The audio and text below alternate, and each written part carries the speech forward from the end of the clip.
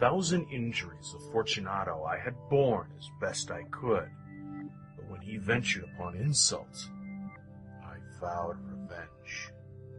You, who so well know the nature of my soul, will not suppose, however, that gave utterance to a threat. At length I would be avenged. This was a point definitely settled, but the very definitiveness in which it was resolved precluded the idea of risk. I must not only punish, but punish with impunity. A wrong is unredressed when the retribution overtakes its redresser. It is equally unredressed when the avenger fails to make himself felt as such to him who has done the wrong.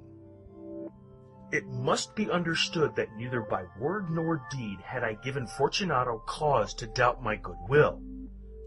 I continued, as was my wont, to smile in his face, and he did not perceive that my smile now was at the thought of his immolation. He had a weak point, this Fortunato, although in other regards he was a man to be respected and even feared. He prided himself on his connoisseurship in wine. Few Italians have the true virtuoso spirit. For the most part, their enthusiasm is adopted to suit the time and opportunity, to practice imposture upon the British and Austrian millionaires. In painting and gemmery, Fortunato, like his countrymen, was a quack. But in the matter of old wines, he was sincere. In this respect, I did not differ from him materially. I was skillful in the Italian vintages myself, and bought largely whenever I could. It was about dusk one evening during the supreme madness of the carnival season that I encountered my friend. He accosted me with excessive warmth, for he had been drinking much. The man wore motley. He had on a tight-fitting party-striped dress, and his head was surmounted by the conical cap and bells. I was so pleased to see him that I thought I should never have done wringing his hand. I said to him, "My dear Fortunato, you are luckily met. How remarkably well you are looking today.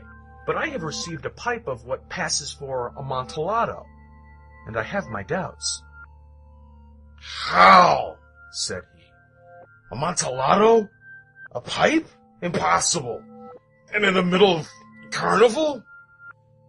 "I have my doubts," I replied, "and I was silly enough to pay the full Amontillado price without consulting you in the matter. You were not to be found, and I was fearful of losing a bargain." "Amontillado?" "I have my doubts." "Amontillado?" "And I must satisfy them." "Amontillado?"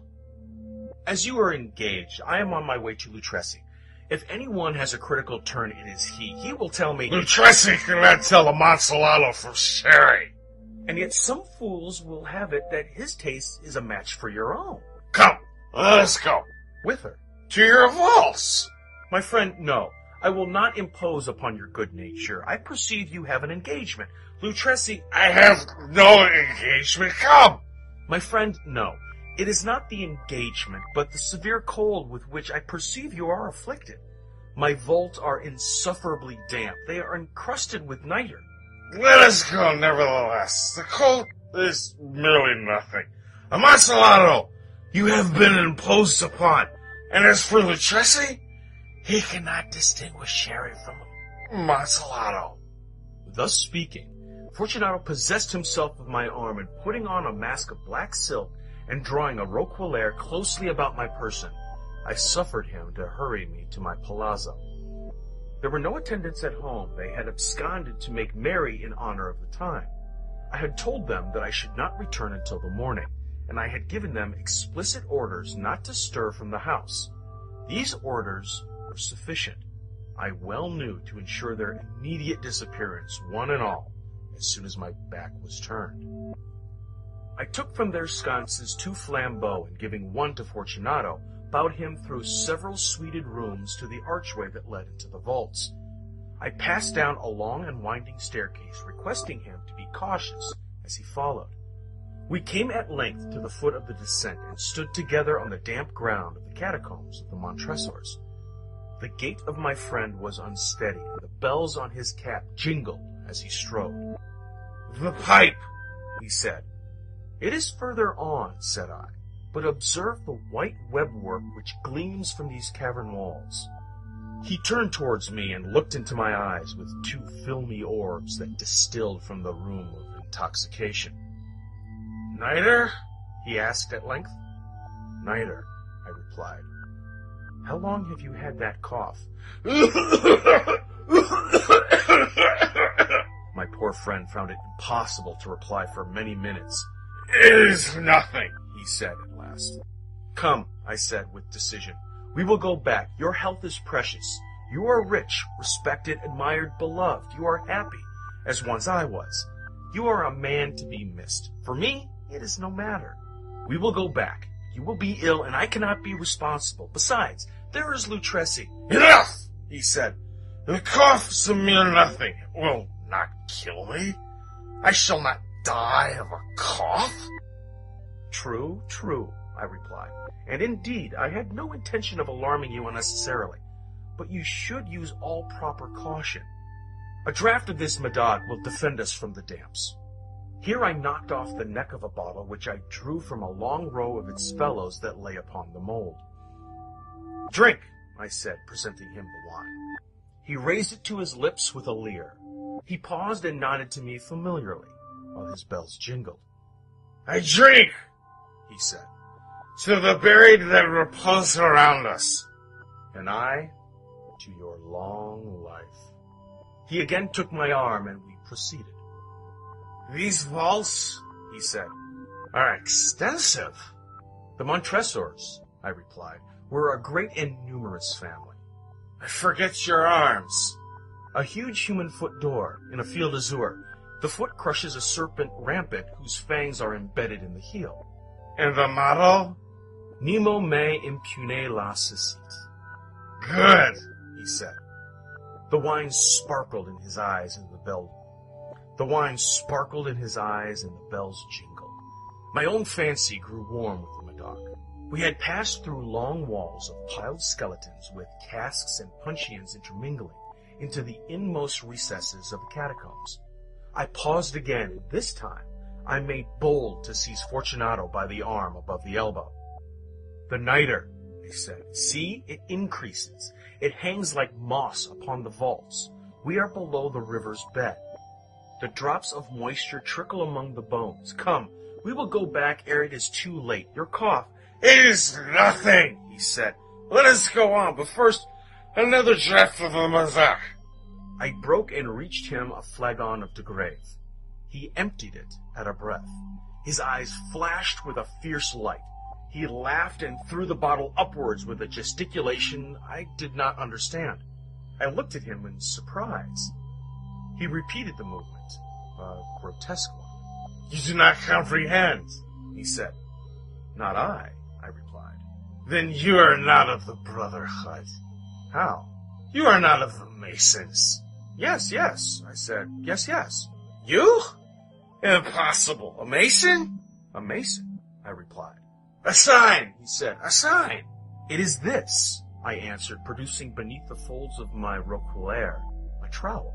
"You jest," he exclaimed, recoiling a few paces. "But let us proceed to the Amontillado." "Be it so," I said, replacing the tool beneath the cloak and again offering him my arm. He leaned upon it heavily. We continued our route in search of the Amontillado. We passed through a range of low arches, descended, passed on, and descending again, arrived at a deep crypt, in which the foulness of the air caused our flambeau rather to glow than flame. At the most remote end of the crypt, there appeared another less spacious. Its walls had been lined with human remains piled to the vault overhead, in the fashion of the great catacombs of Paris. 3 sides of this interior crypt were still ornamented in this manner. From the 4th side, the bones had been thrown down and lay promiscuously upon the earth, forming at one point a mound of some size.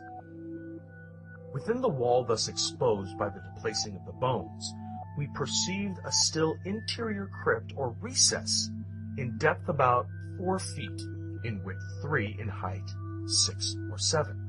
It seemed to have been constructed for no especial use within itself, but formed merely the interval between two of the colossal supports of the roof of the catacombs, and was backed by one of their circumscribing walls of solid granite. It was in vain that Fortunato, uplifting his dull torch, endeavored to pry into the depth of the recess. Its termination the feeble light did not enable us to see. "Proceed," I said. "Herein is the Amontillado. As for Lutresi—" "He is an ignoramus," interrupted my friend, as he stepped unsteadily forward, while I followed immediately at his heels.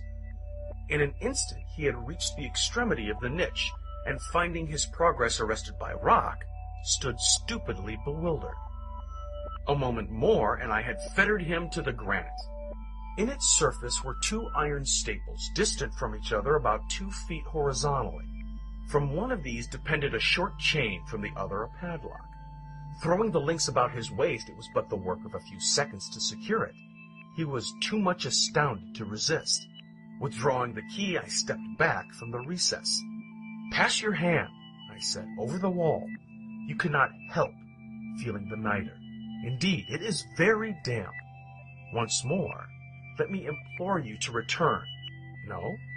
Then I must positively leave you. But I must first render you all the little attentions in my power." "The Amontillado!" ejaculated my friend, not yet recovered from his astonishment. "True," I replied, "the Amontillado." As I said these words, I busied myself among the pile of bones of which I had before spoken. Throwing them aside, I soon uncovered a quantity of building stone and mortar. With these materials, and with the aid of my trowel, I began vigorously to wall up the entrance of the niche. I had scarcely laid the first tier of the masonry when I discovered that the intoxication of Fortunato had in great measure worn off. The earliest indication I had of this was a low moaning cry from the depth of the recess. It was not the cry of a drunken man. There was then a long and obstinate silence. I laid the second tier, and the third, and the fourth, and then I heard the furious vibrations of the chain. The noise lasted for several minutes, during which, that I might hearken to it with more satisfaction, I ceased my labors and sat down upon the bones. When at last the clanking subsided, I resumed the trowel and finished without interruption the 5th, the 6th, and the 7th tier. The wall was now nearly upon a level with my breast. Again I paused, and holding the flambeau over the masonwork, I threw a few feeble rays upon the figure within. A succession of loud and shrill screams bursting suddenly from the throat of the chained form seemed to thrust me violently back. For a brief moment I hesitated. I trembled. Unsheathing my rapier, I began to grope with it about the recess. But the thought of an instant reassured me. I placed my hand upon the solid fabric of the catacombs and felt satisfied. I reapproached the wall. I replied to the yells of him who clamored. I echoed. I aided. I surpassed them in volume and in strength. I did this, and the clamorers still grew. It was now midnight, and my task was drawing to a close. I had completed the 8th, the 9th, and the 10th tier. I had finished a portion of the last and the 11th. There I remained but a single stone to be fitted and plastered in. I struggled with its weight and placed it partially in its destined position. But now there came from out the niche a low laugh that erected the hairs upon my head. It was succeeded by a sad voice, which I had difficulty in recognizing, that of the noble Fortunato. The voice said, "A very good joke indeed, an excellent jest. We will have many a rich laugh about it at the palazzo, over our wine." "The Amontillado," I said. "Yes, the Amontillado, but is it not getting late? Will they not be awaiting us at the palazzo, the Lady Fortunato, the rest?" "Let us be gone." "Yes," I said. "Let us be gone." "For the love of God, Montresor!"